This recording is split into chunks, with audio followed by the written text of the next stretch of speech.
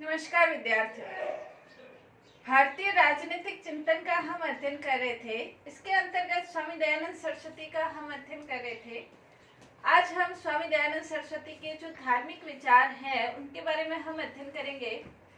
दयानंद सरस्वती वैसे एक धार्मिक संत थे और धार्मिक क्षेत्र में ही उन्होंने अपने प्रवचन दिए हैं, लेकिन उनके धार्मिक प्रवचनों का प्रभाव सामाजिक और राजनीतिक सभी क्षेत्रों में भी पड़ा है। दयानंद सरस्वती के जो प्रमुख रूप से उनका जो कार्य क्षेत्र था वो धार्मिक था, और दयानंद सरस्वती ने धार्मिक रूप से क्या विचार प्रकट किए हैं उसके बारे में आज हम अध्ययन करेंगे।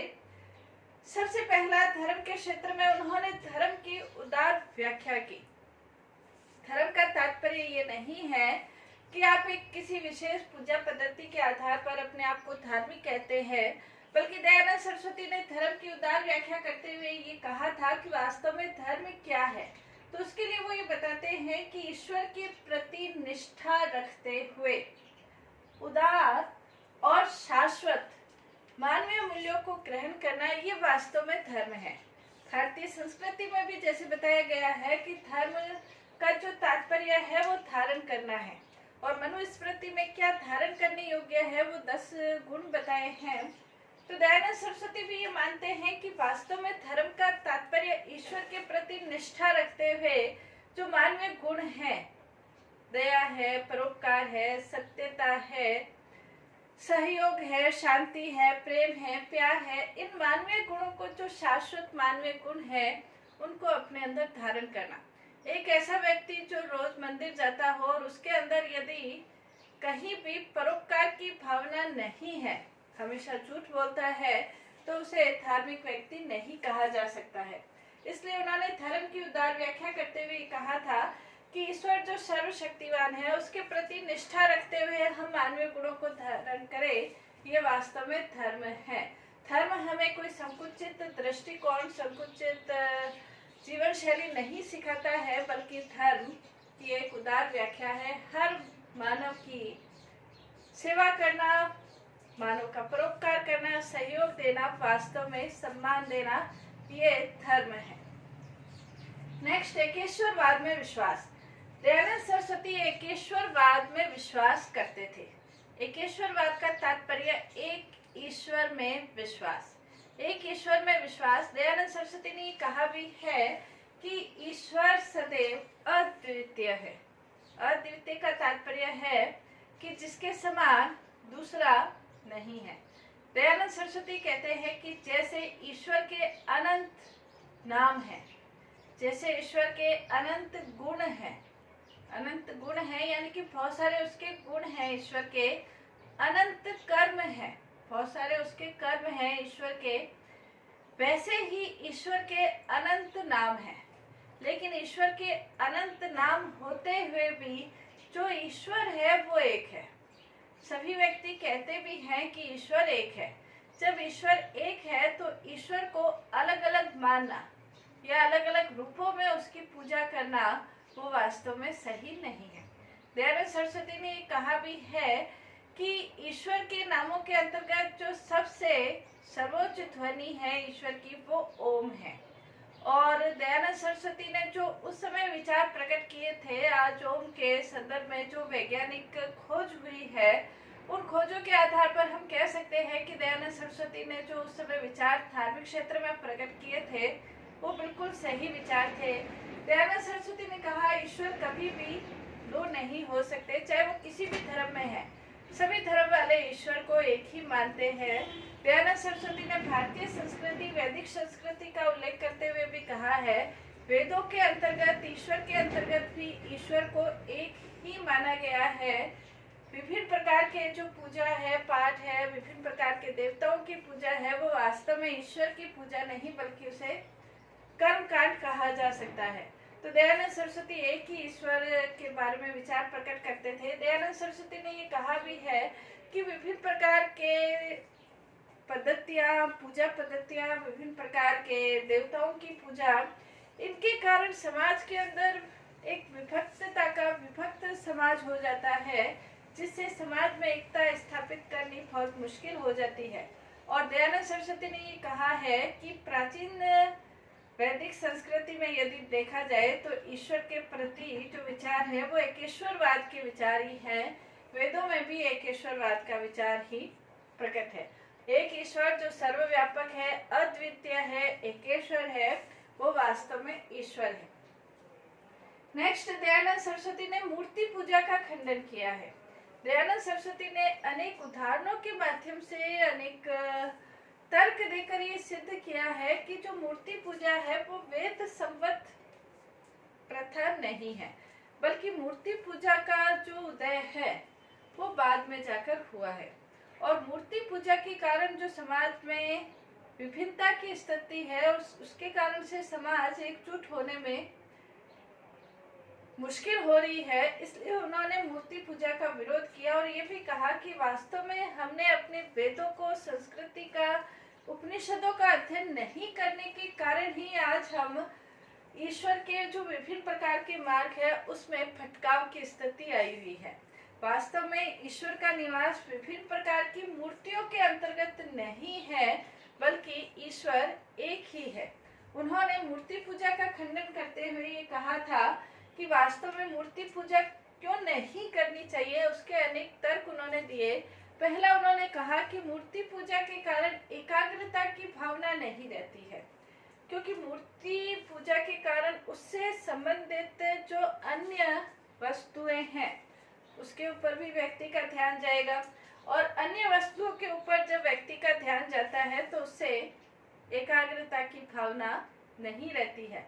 इसलिए दयानंद सरस्वती ने कहा कि मूर्ति पूजा के कारण एकाग्रता नहीं रह सकती है। दयानंद सरस्वती ने अपने धार्मिक क्षेत्र में जो भी विचार प्रकट किए वो उन्होंने अपने गहन चिंतन, गहन अध्ययन और गहन जो धार्मिक ग्रंथ है उनका अध्ययन करने के बाद उन्होंने अपने विचार प्रकट किए हैं। दूसरा, उन्होंने कहा कि मूर्ति पूजा के कारण आडंबर को प्रश्रय मिलता है। विभिन्न प्रकार के मंदिर, विभिन्न प्रकार के उनमें मूर्तियों की प्रतिष्ठापना और उसके कारण जो विभिन्न प्रकार के आडंबर है उनको प्रश्रय मिलता है। अनेक मंदिरों में अनेक प्रकार के कर्मकांड होते हैं, आडंबर होते हैं, और इसका सब ज्वलंत उदाहरण है कि विभिन्न प्रकार के मंदिरों में कैसे कैसे दर्शन के लिए कैसे कैसे पास बनाए जा सकते हैं और कैसे पैसे देकर भी दर्शन होते हैं, पैसे देकर प्रसाद होते हैं। इस प्रकार के आडंबर को जो प्रश्रय मिलता है वो दयानंद सरस्वती ने उसका विरोध किया कि मूर्ति पूजा के कारण आडंबर को प्रश्रय मिलता है। तीसरा, इस कारण से भी उन्होंने विरोध किया कि मूर्ति पूजा के कारण व्यक्ति भाग्यवादी बन जाता है। भाग्यवादी बन जाता है क्योंकि मंदिर में जाता है, वो ये सोचता है भगवान के ऊपर 100 रुपए का प्रसाद चढ़ाओ, भगवान उसकी मनोकामना पूर्ण कर देगा, और उसके कारण वो अपना जो वास्तविक पुरुषार्थ है वो नहीं कर पाता है, और वास्तविक पुरुषार्थ किए बिना व्यक्ति को फल की प्राप्ति हो ये संभव नहीं है। इसलिए भी उन्होंने विरोध किया कि मूर्तियों के भरोसे व्यक्ति बैठकर अपने कर्म को तिलांजलि दे देता है, जिससे व्यक्ति भाग्यवादी बन जाता है। बिना पुरुषार्थ के कोई भी व्यक्ति फल प्राप्त नहीं कर सकता। दयानंद सरस्वती ने ये कहा है कि धर्म हमेशा कर्म का संदेश देता है, पुरुषार्थ का संदेश देता है। कोई भी धर्म अकर्मण्यता का संदेश नहीं देता है।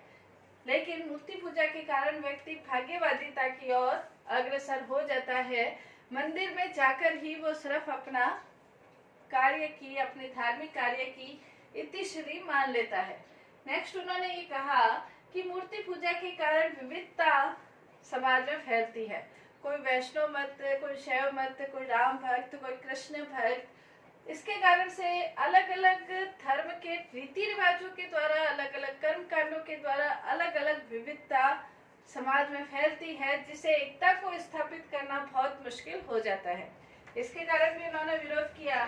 नेक्स्ट, उन्होंने विरोध किया कि मूर्ति पूजा के कारण स्वार्थ का पोषण होता है।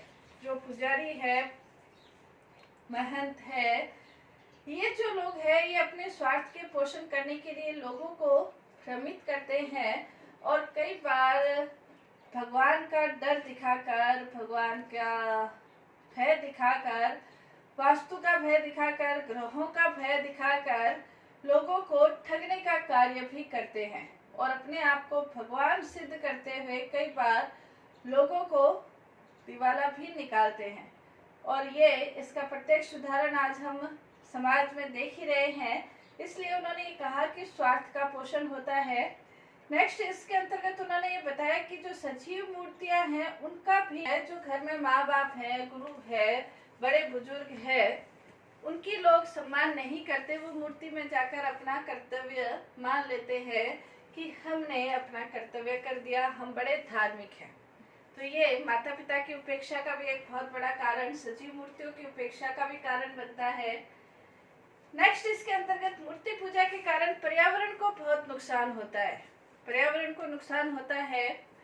कई नदियों का जल आज जो प्रदूषित हो गया है वो धार्मिक कर्मकांडों, आडंबर के आधार पर भी हम कह सकते हैं एक बड़ा कारण रहा है। विभिन्न प्रकार की बड़ी बड़ी मूर्तियों का निर्माण करके उनको मंदिर में प्रवाहित करना, जो फूल है, पुष्प है, उनको तोड़कर उनको बहा देना, मंदिरों में चढ़ाना। हजारों टन की संख्या में मंदिरों में फूल चढ़ते हैं। तो इससे दयानंद सरस्वती कहते हैं कि पर्यावरण को नुकसान होता है। तो ये सभी कारणों से दयानंद सरस्वती ने मूर्ति पूजा का खंडन किया और ये कहा वेदों में कहीं भी मूर्ति पूजा का उल्लेख नहीं है। वेद और उपनिषद हमेशा एक ईश्वर की पूजा का ही संदेश देते हैं। नेक्स्ट इसके अलावा दयानंद सरस्वती ने इस्लाम और ईसाई धर्म के प्रति जो उनका दृष्टिकोण था, वो दृष्टिकोण उन्होंने संकुचित दृष्टिकोण के आधार पर उनकी धर्म की समीक्षा नहीं की थी, बल्कि उस समय जो स्थिति थी, एक तरफ तो हिंदू धर्म के जो लोग थे वो अपनी सभ्यता और संस्कृति को भूले हुए थे और दूसरी ओर उनके ऊपर ईसाई और इस्लाम धर्म का लगातार संस्कृति के प्रति प्रहार हो रहा था, जिसके कारण भारतीय लोग अपने आप को बड़े हीन समझ रहे थे। तो दयानंद सरस्वती ने जहाँ एक और हिंदू धर्म के अंतर्गत जो आई हुई बुराइयां थी उसकी समीक्षा की, तो दूसरी ओर जो दूसरे धर्म थे, ईसाई धर्म, इस्लाम धर्म, और दूसरी ओर जो विभिन्न प्रकार के सुधार आंदोलन के अंतर्गत जो समाज स्थापित थे, जैसे ब्रह्म समाज, प्रार्थना समाज, इनकी भी कार्यों की उन्होंने समीक्षा की थी। दयानंद सरस्वती कोई संकुचित आधार पर किसी धर्म की उन्होंने आलोचना नहीं की, बल्कि कुछ न कुछ बुराइयां हर एक धर्म के अंतर्गत थी। और इसी संदर्भ में जहां हिंदू धर्म की बुराइयों को उन्होंने लोगों के समक्ष उजागर किया, वहीं दूसरे धर्म और दूसरे जो सुधारक थे उनके जो आलोचनाएं थी, उनकी जो समीक्षा थी, वो भी लोगों के सामने रखी थी। और इसी सिलसिले में सत्यार्थ प्रकाश के 13वें समोल्लास यानी कि अध्याय के अंतर्गत ईसाई मत की समीक्षा की और सत्यार्थ प्रकाश के 14वें समोल्लास के अंतर्गत ही इस्लाम मत की जो समीक्षा है वो प्रस्तुत की थी।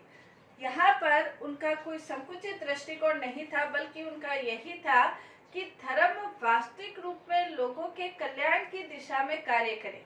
धर्म को मानकर लोग अपने आप को मानव कल्याण के लिए समर्पित माने। ये नहीं हो कि धर्म के आधार पर समाज के अंदर विभिन्न प्रकार के वर्गों में समाज विभाजित हो जाए और एक धर्म के नाम पर दूसरे धर्म को श्रेष्ठ और अपने धर्म को संकुचित, अपने धर्म को श्रेष्ठ और दूसरे धर्म को हीन मानने के आधार पर समाज वर्गों में विभाजित हो जाए। तो ये दयानंद सरस्वती ये चाहते थे कि सभी व्यक्ति समाज के अंदर प्यार से, भाईचारे से और सम्मान की भावना के आधार पर रहे। नेक्स्ट है शुद्धि आंदोलन। शुद्धि आंदोलन दयानंद सरस्वती के द्वारा चलाया गया एक सुधार आंदोलन है, जो भी एक बहुत बड़े विवाद का कारण बना था। हुआ क्या था कि उस समय अनेक लोगों ने अपने धर्म को हीन मानते हुए या अपने धर्म में बुराइयों को देखते हुए, क्योंकि वैदिक धर्म के अंतर्गत कहीं भी जाति पाति का उल्लेख नहीं है, लेकिन फिर भी कुछ स्वार्थी जनों के द्वारा जाति पाति को इतना ज्यादा महत्व दिया गया कि छुआछूत की भावना, अस्पृश्यता की भावना समाज के अंदर विद्यमान हो गई और उसके कारण से समाज का कोई एक वर्ग अपने आप को दीनहीन मानने लगा था और इसके कारण जो दूसरे धर्म है वो उनको अपनी ओर आकर्षित करने के लिए अनेक प्रकार के लोभ और लालच देकर उन्हें अपने धर्म की ओर आकर्षित करके उन्होंने उनका धर्म परिवर्तन करवा लिया था। दयानंद सरस्वती ने शुद्धि आंदोलन चलाया और ये स्पष्ट रूप से घोषणा की कि जिन व्यक्तियों ने अपने धर्म को परिवर्तित कर लिया है वो वापस से यदि हिंदू धर्म के अंतर्गत आना चाहे तो वो आ सकते हैं, और जो अहिंदू भी है वो भी यदि हिंदू धर्म को ग्रहण करना चाहे तो वो ग्रहण कर सकते हैं। हालांकि दयानंद सरस्वती के ये शुद्धि आंदोलन का विचार काफी विवाद का विषय बना, लेकिन फिर भी उस समय एक बार धर्म परिवर्तन होने के बाद कोई भी व्यक्ति वापस हिंदू धर्म में आ नहीं सकता था। तो ऐसे व्यक्तियों के लिए शुद्धि आंदोलन के माध्यम से एक कह सकते हैं एक सुधार आंदोलन शुरू हुआ, जिससे अनेक व्यक्तियों ने वापस अपने धर्म में आने का उन्हें एक रास्ता मिला और वापस से अपनी संस्कृति को स्वीकार करने का एक रास्ता मिला। तो इसी कारण से दिनकर ये कहते हैं कि ये केवल सुधार की वाणी नहीं बल्कि जागृत हिंदुत्व का समरनाद था, ये दिनकर कहते हैं। इसके अलावा उनके अन्य विचार भी हैं।